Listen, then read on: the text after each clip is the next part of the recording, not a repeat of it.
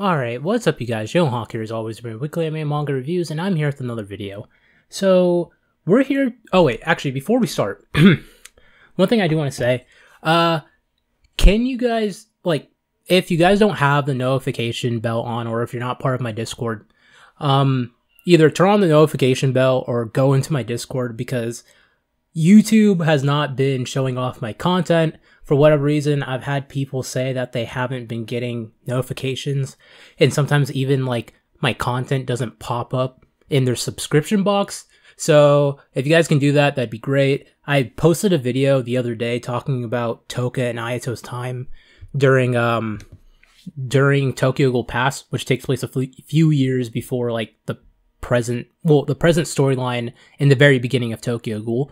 So if you guys haven't seen that, link to that will be in the description down below if you guys want to check it out. But besides that, let's actually get into this review of Tokyo Ghoul Re. Now, this episode of Tokyo Ghoul Re covered a lot of stuff, and to be entirely honest, I'm not going to go through every single thing because I've gone on this multiple times in my past reviews that the pacing for Tokyo Ghoul Re is atrocious. It's really bad, and they try to cover a lot of stuff, so I'll just cover the main details that I thought were good about this episode, as well as some of the stuff that I wasn't really a big fan of. I don't really have that many negatives this episode. I actually did enjoy it, despite how much I was kind of memeing it when I was watching the episode. But there are a few things that I do have problems with. They're not super big problems, they're kind of nitpicks, and there are also a few consistency issues. Now, one thing I do want to say about the pacing, I know I said I wasn't going to harbor on this, but there is one thing I do want to bring up. When it comes to stuff in Tokyo Ghoul Re, Tokyo Ghoul Re's continuity, at least among the anime, I feel like is really weird because you have multiple scenes in season 2 or part 2 of the Tokyo Ghoul Re season that are references back to Route A, which didn't happen in the manga, nor technically could have happened in this continuity. There's been references to Hide. That didn't happen this episode. That was a few episodes ago. I think it was episode 2 or 3. And then there was also a reference to, in this episode, to Kaneki joining Aogiri during the scene between the token moment in this episode. I'm trying to think how the hell am I going to even talk about that without getting demonetized. But during that scene, there's actually a reference to Kaneki joining Aogiri, which I thought was really weird because I was like, well, in the manga, this didn't happen. And you even have where there's other scenes in the previous season where clearly they're going off of the manga's continuity, because you have where Shu thinks about the time during the anti-Aogiri group, which happened in the manga, and technically would have happened chronologically with the anime's timeline, or with the Re timeline, but here they reference the stuff in Route A, which wouldn't make sense. It's just really weird. And you even have where Funimation apparently did a live stream, or is offering a live stream, where they have to explain what exactly is going on with Tokyo Ghoul Route A, or with Tokyo Ghoul Re. And I'll talk about it a little bit more at the end of this video, about my problem with the Tokyo Ghoul anime. I'm not going to harbor on that too much in the beginning, because I know some of you guys really do like it, and I don't want to ruin this experience for all of you. So for the people that actually care about that, you guys can stay a little bit extra, and I'll give my feelings towards that. Now, for this episode, we got to see a lot of token stuff. Now, it was done very interesting, because the dynamic between Kaneki and Touka is always something I've really liked. I've always liked the way how the relationship has been portrayed throughout the story, because they kind of both started off on very opposite ways, and they ended up transforming into one another, which I think is really cool. I might end up making another video talking about it again, but to keep it very simple, Kaneki starts off as a human, obviously, and then he goes into the ghoul world or whatever. And you have where Touka kind of spends her entire life as a ghoul, but wanting to become human, and that's what makes it so cool, the way how things turned out for them at the very end, which I'm not going to get into that here because obviously that's spoiler. But you have where they both kind of have this parallel journey where they go on two opposite paths, where Kaneki becomes more and more like a ghoul, sort of like a monster, the way how Touka has been portraying herself not to want to be. And you have where Touka ends up becoming more human, where Kaneki kind of casts away his humanity for a pretty long time. Obviously, he has it back now, but during the events of Tokyo Ghoul, the first series, as well as some parts of Re, he was kind of delving into that abyss. And there's even some more moments that are going to come up, and we get a small preview of it in an upcoming episode, which I think is kind of cool. But now, when it comes to Kaneki and Touka, the way how they're acting towards each other, it was really cool because, well, not really cool, but it was pretty funny because the voice acting I thought was really good because you could sense the awkward, not necessarily tension, but the awkwardness between the two where they're not really sure where exactly they stand as a couple. Obviously, by the end of this episode, they did end up getting married, and for anime onlys that are watching, they're like, whoa, what the hell? Like, they went from Touka offering to, do it with him, and then actually doing the making love, and then getting married, like, immediately. In the manga, even though this was kind of fast-paced as well in the manga, there was a lot of time between these scenes, and obviously the anime kind of implies that there's time, but they don't really say anything because they cut so much stuff out. There is at least like a month gap, and it's also implied that Touka getting, preggers isn't from the first time. It's implied that they made love more than that afterwards. And there is a lot of chapters actually in between this, like, because when Touka offered, I believe that was chapter 119. 119, I believe, is when her and Amon talk, which they cut that out of the anime version for whatever reason. 120, I believe, is when Akira... It might have been 121, because this is 125 when they actually do it, and then, like, the marriage is quite a few chapters later. So I'm not specifically sure how many chapters they adapted in this episode, but they did cram all the token stuff kind of all together, which I give or take, you decide, like, if that's a good thing or a bad thing. I don't really think that's a good thing, but whatever. Like, I'd rather it just be crammed into one than it's spaced out and we get less other scenes that should be adapted properly. So yeah, I guess that's kind of my thoughts on that. Now, at the beginning of this episode, we did get to see the Akira and Amon conversation, which I was really worried in my last review that they're going to cut that out, especially with the way how the episode ended, where it seemed like they already skipped over it because they had that little teaser thing. But it seems like that they didn't, and that we got it here. And I mean, it's pretty much what you give or take. You have where Amon and Akira are obviously going together to leave, which is good because that's what they're supposed to do in the manga, that's what they did in the manga, so they should be doing that in the anime. And they're not staying around with Kaneki's group because they feel like they don't belong. Because you have where Amon has kind of experienced both sides of the world, being a ghoul as well as a human, and has kind of lost sense of himself. And Akira kind of feels the same way here, whereas everything that she's been brought up, her morals, the way how she feels towards ghouls, has kind of been shattered due to her conversation with Touka as well as Hinami, and her realizing that ghouls aren't really as bad as the way how she was raised to believe. So you kind of have it where here Amon and Akira are sort of being the people in each other's lives to sort of fill that void, which is pretty good. Now, I'm trying to think what else happened in this episode. We had the Mutsuki stuff with Mutsuki versus Kaneki. They're sort of doing Mutsuki's arc in the anime version, but they cut out so many integral things where I feel like a lot of people might not entirely understand what exactly is up with her character and why she's acting the way how she does, especially coming from the fact that it seems like most of her animosity is more directed towards Kaneki, whereas in the manga it was more towards Touka, and she was super gung-ho on trying to get Touka. Because you even have her, like, there's this scene with Furuta later on in the episode where Furuta kind of reveals the whole entire thing, that Yoriko knows that Touka's a ghoul now, yada yada yada, and Yoriko's kind of upset, and it seems like she's in custody as well as Bujin, etc. And you even have where they got married in the episode as well. That's weird to think about. There's 2 marriages in this episode. That's crazy. But you have her in the manga version, right? First off, Ora isn't even a part of this in the anime version for whatever reason, which, I mean, Ora is probably one of my least favorite Tokyo Ghoul characters anyways, so I'm not that upset about it, but it's kind of weird where I'm starting to think, like, what was the point of even introducing the new Quinks members if you're not going to do anything with them in the anime version? Because you have where Higemaru, Ora, and Hisao show up in this episode, but they literally have no lines. They're just there. They kind of just be in the background alongside Uri and Psycho, which we get the reveal that Psycho apparently wants to leave CCG and is quitting, which is not really surprised because that's what happened in the manga, but you have where Uri kind of reassured her and she ended up staying. But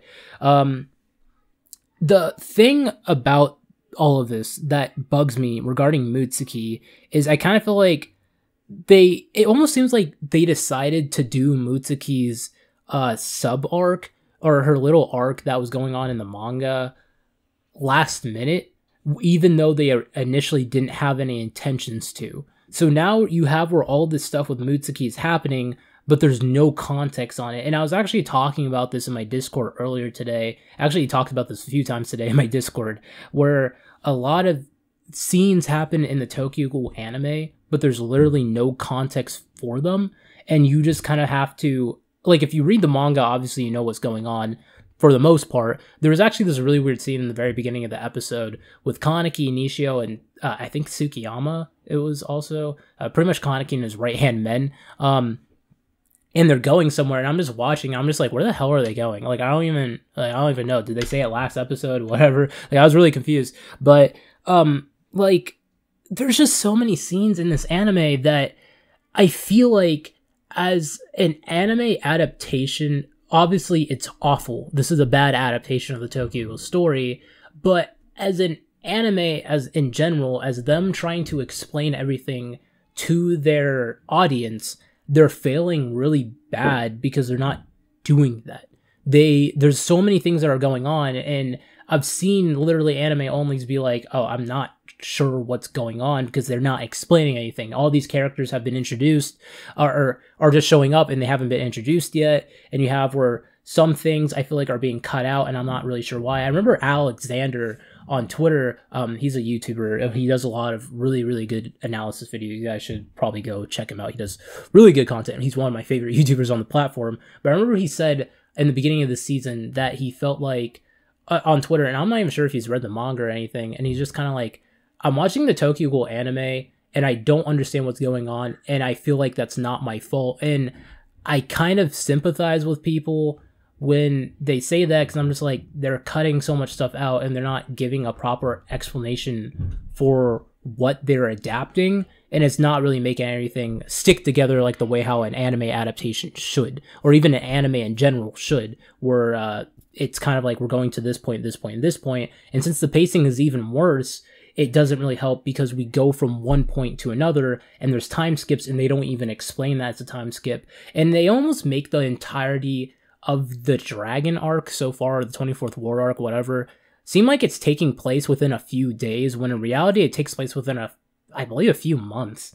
I think like 1 or 2 months, if I'm not mistaken. So it's just really weird that they're doing all this. I'm trying to think what else they had in the episode. So there is a scene with Furuta standing next to a tank with a woman inside of it. She's in a cocoon. I'm not going to spoil who that is, but technically that scene should not happen until after the events that are supposed to happen in the upcoming episodes. So it's really weird that they had her in like a cocoon and not inside of the tank like how she was in the manga. So I'm not going to get into who that was, like I said before, but that scene doesn't really make a whole lot of sense because she's supposed to be reborn from what's supposed to happen in the upcoming episodes. So that was really weird.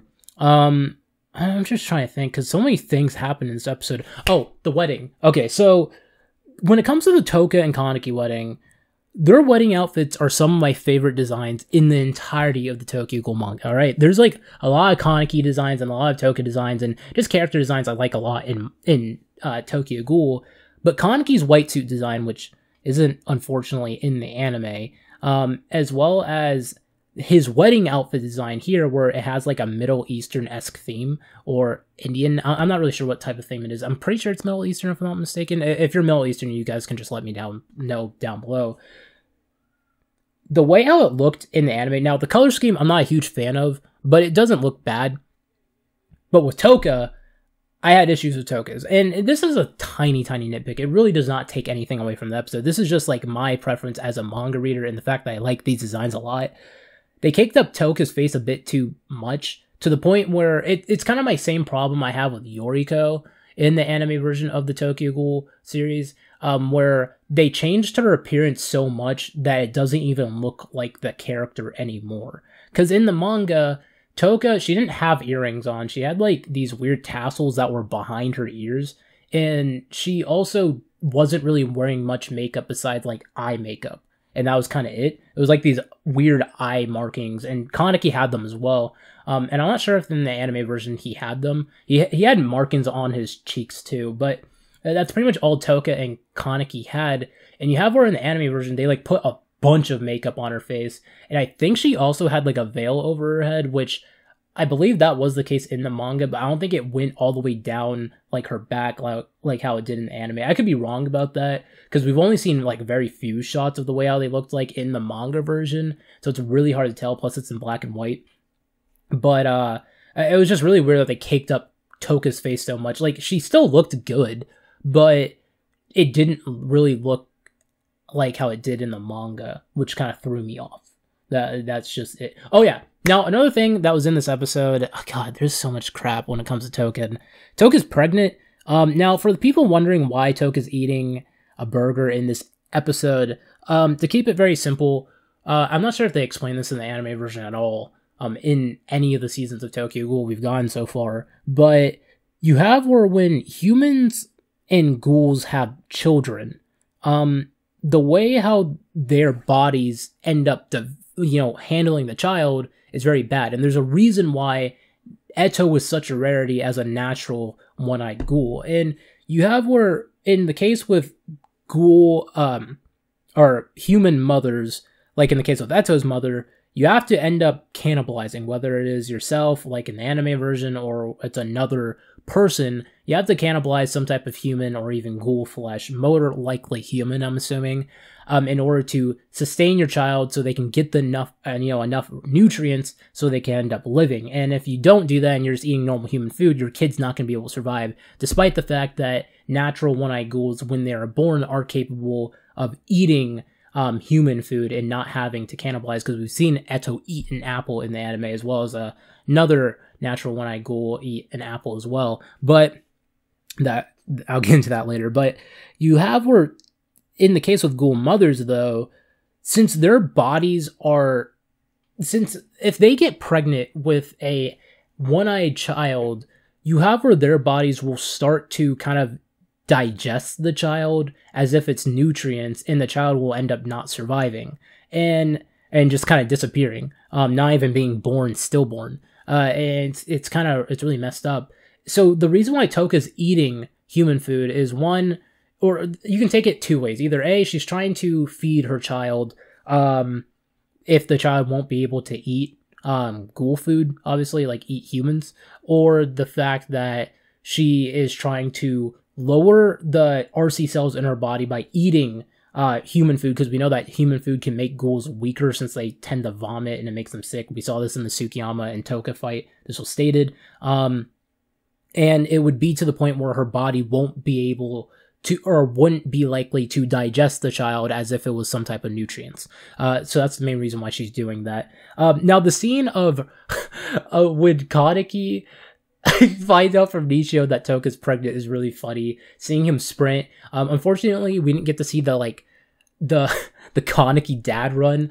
That was really I wish we got to see that, because like the way he looked like in the manga was just really goofy, but it was still really funny to see Kaneki kind of slide past the door and then look back, and he's like, Touka-chan, like, you're pregnant, like, are you okay? And then Touka's like explaining everything. She's like, oh yeah, my legs are sore, my hair is frizzy, etc. And that was just really, that was pretty cute. So, besides that, this episode was okay. I thought it was enjoyable, but there, as an adaptation and like being critical of it, this was a pretty bad episode, from a critical standpoint, but from an enjoyment standpoint, I did like it. Yeah, I'm not going to really give the whole rating system because people get triggered, like if I say I like it or if I dislike it, so you guys can just take off my word from the critical side that it's bad, and from the enjoyment side, I personally enjoyed it. And obviously, enjoyment is subjective, so yeah. Anyways, guys, thank you for watching. Like I said before in the beginning of this video, turn on post notifications if you want to be alerted for my content. And as always, just comment down below your thoughts on the entire episode, whether or not you liked it or you disliked it. And yeah, so anyways, thanks for watching. Remember, comment, subscribe as always, guys. I love you all. Jalen Hawk signing out. See you guys.